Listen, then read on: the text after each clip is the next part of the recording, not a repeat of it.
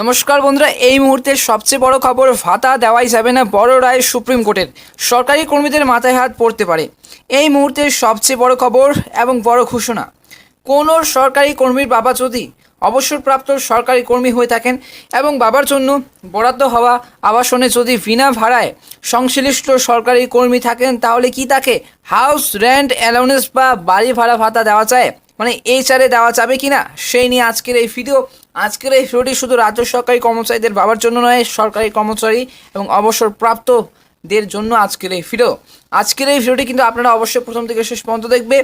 এই প্রশ্নের জবাবে সম্প্রতি বড় রায় শোনালো সুপ্রিম কোর্ট। কি বলল ডাইরেক্ট শুনে নেব আজকের এই ভিডিওতে। অবসরপ্রাপ্ত সরকারি কর্মচারী বাবার জন্য বরাদ্দ হওয়া আবাসনে বসবাসকারী কোনো সরকারি কর্মী হাউস রেন্ট অ্যালাউন্স পেতে পারেন না বলে স্পষ্ট জানিয়ে দিল সুপ্রিম কোর্ট। সুপ্রিম কোর্টের বিচারপতি বি.আর. গাভাই এবং সন্দীপ মেহতা এই নির্দেশ দেন যে এর ফলে অনেক সরকারি কর্মচারীরা কিন্তু মাথাতেই বাজ ভেঙে পড়তে পারে।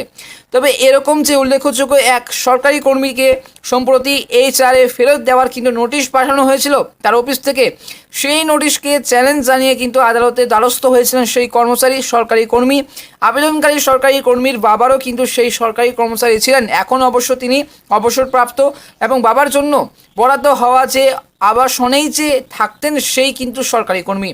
তবে এই মুহূর্তে সবচেয়ে বড় খবর, আজকের এই ভিডিওটি কিন্তু অবশ্যই প্রথম থেকে শেষ পর্যন্ত দেখবে। তবে প্রশ্ন হচ্ছে যে সুপ্রিম কোর্টের মামলাকারীর যে হার হয়েছে সেটা কেন হয়েছে।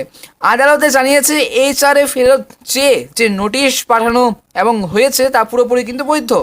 Jammu Kashmir civil services house rent allowance and city এবং কম্পেনসেশনস অ্যালাউন্স বিধি 1992 অনুযায়ী সেই নোটিশ পাঠানো হয়েছে। সেই নোটিশ পাঠানোর পর যে এই আবহে এইচআরএ কিন্তু বাবদ মামলাকারীর সরকারি কর্মী যে 3,96,814 টাকা ক্লেম করেছেন তা ঠিক নয়, তাকে ওই টাকা ফেরত দিতে হবে। আদালত বলেছে যে আবেদনকারী একজন সরকারি কর্মচারী, তিনি অবসরপ্রাপ্ত সরকারি কর্মী বাবার জন্য বরাদ্দ বিনা ভাড়ার আবাসনে ভাগাভাগি করে থাকেন। এই আবহে তিনি ভাড়া বাড়ির জন্য বরাদ্দ অনুদান পাওয়ার যোগ্য নন। উল্লেখযোগ্য, মামলাকারী নিজে পুলিশের টেলিকম বিভাগের একজন ইন্সপেক্টর। 2014 সালের গত সেই 30 এপ্রিল অবসর নেন তিনি। তার বাবা পুলিশের ডিএসপি পদে ছিলেন এক সময়ে, তার জন্য বরাদ্দ হওয়া আবাসনেই কিন্তু থাকতেন মামলাকারী। তবে প্রশ্ন হচ্ছে, আইন অনুযায়ী কেন সরকারি কর্মচারী যদি একটি সরকার অনুমোদিত বাসভবনে একসঙ্গে থাকেন, তাহলে কেবলমাত্র একজন কিন্তু এইচআরএ পাওয়ার যোগ্য। এই আবহে আদালতের যে বক্তব্য, অবসরপ্রাপ্ত পুলিশ কর্মীর বাবার জন্য বরাদ্দ হওয়া আবাসনে থাকায় সরকার থেকে এইচআরএ পেতে পারেন না মামলাকারী।